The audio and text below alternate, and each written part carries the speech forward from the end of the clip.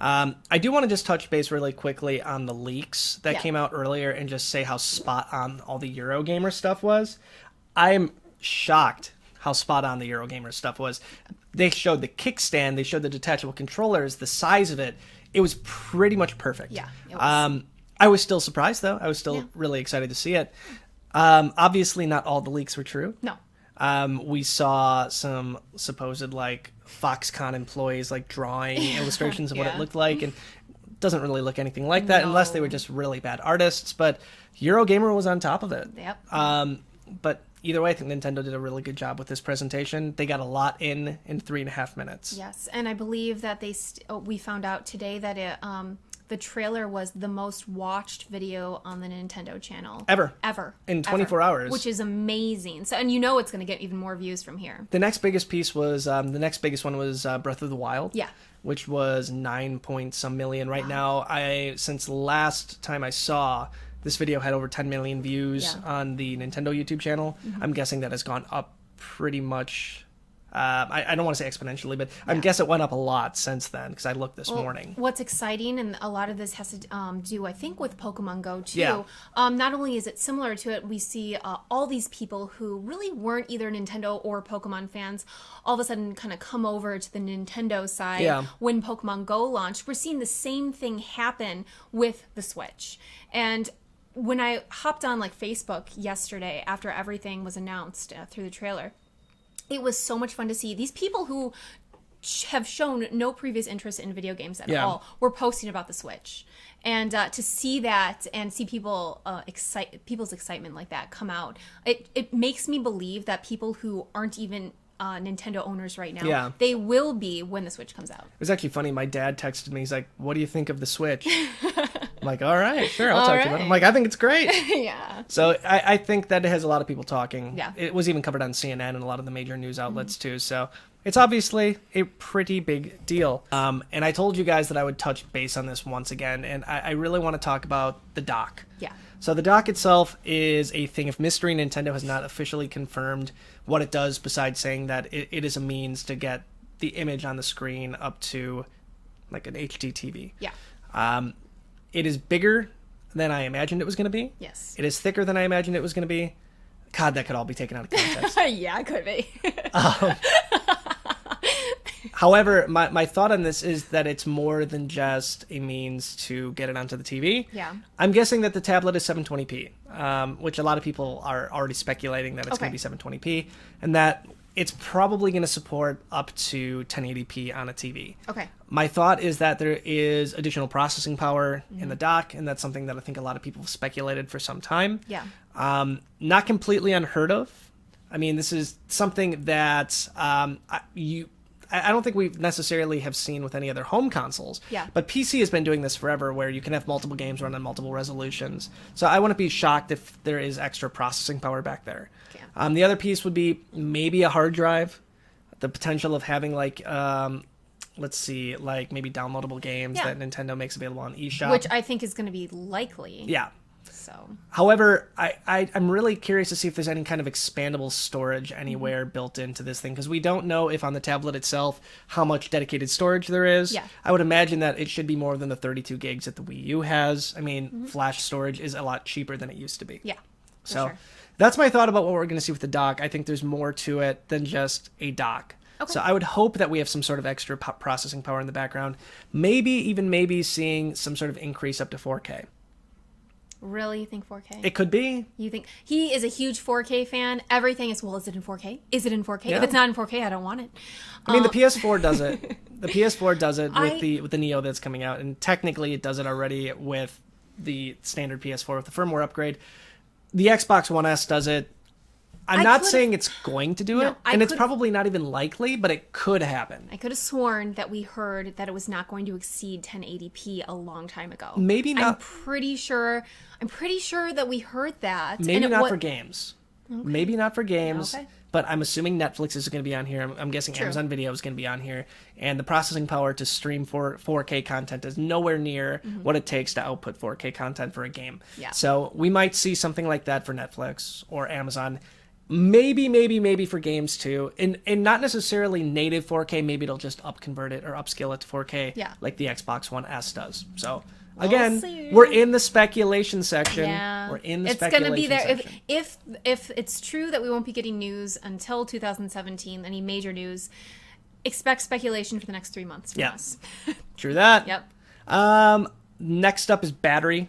Yes. So this is one of my main concerns, and I know it's a concern for a lot of people. So there's a few things we don't know about this console yet. And one is, how is this thing going to be charging? Yeah.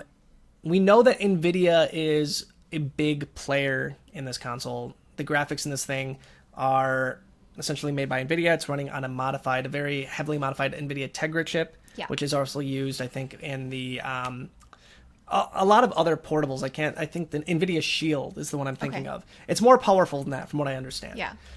So I would imagine NVIDIA would have pushed Nintendo to say, hey, we need to have like a more uniform version of charging this thing. So I'm hoping it's going to be USB.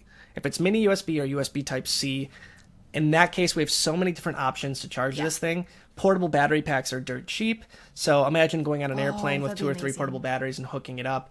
Another interesting thing I saw too, was a concept of, if you're using the controllers off the system, imagine if there was like an official like battery pack that you could put on each side that would like quadruple or double or triple the battery life. Yeah. But what I heard is stock, right off the bat. 3 hours. Yeah, I remember hearing. And that's the rumor that I've seen so far. 3 hours. It worries me a little bit because I struggled with the original 3DS. And its battery life. It was nice to see it slightly increase with the new 3DS.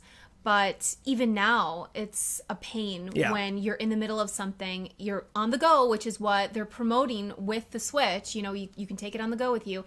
So to have to plug it in and worry about that every 3 hours, hopefully you're right. It's a lot of processing power, Hopefully we can... Oh, no, trust me, I get why. Yeah. I get why. It's just... a little worrisome for me, at least, with that, because I'm more of a player on the go rather than someone who wants to sit down in front of my TV for a bunch of hours. I'm totally with you. Yeah. Which is why I'm hoping Nintendo doesn't go the route that it has for pretty much every console that it's released and make it proprietary. So again, this is the Vita. The Vita has a USB mini connection or micro connection, USB micro connection on the bottom. It's incredibly easy to charge it. You can charge it with pretty much any kind of aftermarket like battery pack if you're on the go. Can't do that with the 3DS. I'm hoping we're going to see that as like a major change, because if they do have the option to charge it through USB Type-C, it's going to be a lot easier to charge it on the go. Yeah. I mean, again, battery packs, dirt cheap. If you're a Pokemon Go player, you know the pains of having a battery pack. You probably own 1, 2, maybe even 3. I just have these memories of me walking around with my backpack and my purse outside with wires hanging out from it because I had I think 2 or 3 battery packs in there at one time for you and me. Yeah. So the wires were hanging out for both you and me as we're playing Pokemon Go. So I can see that definitely kind of like coming on to the Switch if that's the case. I wouldn't be surprised if Nintendo releases like a official like battery enhancer for this thing too. Even with the Wii U gamepad, they actually sell it on the Nintendo Online Store. It is a high capacity battery that's supposed, I think it's like doubles or tribbles the battery life of the gamepad, which I never bought. I should have, because I charge that thing all the time. So that's my thought on battery. But again, the rumors at this point is 3 hours. Again, that's kind of right where I thought it was going to land, because this thing is intense with what it can pump out. Next is price point. Price point. I'll let you give your opinion on price point first. Price point is really interesting. I have seen a lot, like you said, a lot of speculation. I've been seeing 300 being a lot of the major talk with people. They said it would be the most reasonable with the amount of basically accessories that's included in here. I'm wondering, I like your idea of like a big pack that would include everything, and then obviously like we were talking about earlier with if multiple people within one family unit want it, you have separate like the tablet sold separately. I can see that being a little bit more doable over everybody wants one, everybody's gonna have to spend $500 on each one. I don't think the everyday person is gonna want to spend that much money on a console. I mean, right now I'm looking at it from the handheld perspective over the home console. And I guess that's why we've never seen the hybrid before. Yeah. So that's why I'm wondering what is a fair price point to hit for that. For me, I have to agree, 300 would be the ideal range for me. I could see myself spending that much money on that. And in the future, if they did the special editions, once in a while, if one really, really grabbed my attention, I would possibly splurge a little bit more on that. But I don't know. I don't want to see it lean anywhere close to 500. I think it's going to be 400. I think we're going to see $399, and my idea is this. Maybe there'll be a bare bones system that is just the console, no games for $299, maybe. Yes. My thought is we're going to see something at $399. It's going to come bundled with a game, maybe even a Pro controller. Yeah. But I think $399 is the price point we're going to see this thing come in at. I know a lot of people have said $299 is going to be the price point to hit it. It seems too, like, as much as I would like it, it seems too cheap with everything that you're getting, with everything that this is going to give you, experience-wise and quality-wise. I can't imagine only spending like $299 or $300 on this. Yeah. So, again, price point is going to be interesting. If pre-orders are going to open up anytime soon, which I'm guessing they're not. I'm guessing we're not going to see pre-orders until next year. Yeah. We're going to obviously need a price point to have pre-orders. Yeah. And, again, the speculation is we're not going to hear a price point anytime soon. Yeah. My hope is that Nintendo has a Direct soon, and I'm guessing we're going to see a Direct right at the beginning of the new year. Mm-hmm. It's a new year. It's a new era for Nintendo. That's the time to do it. I mean, Nintendo has their hands full this holiday season. They have Pokemon Sun and Moon, which is huge. They have the NES Classic Mini. Obviously, they don't have a lot of Wii U titles to hawk at this point, but the Classic Mini on its own is getting a lot of hype. Yes. So I'm guessing after the holiday season is come and gone, Nintendo's going to start pushing the other stuff. It was really nice to see that Nintendo was obviously thinking ahead when it came to introducing new titles to us for the 3DS. Yeah. Because a lot of times when a brand new console like the Switch gets introduced or announced for the very first time, people get excited about it and they think, well, why would I go out during this next holiday season and buy a brand new 3DS when I'm going to have all these new games and a brand new console coming out just 3 months later?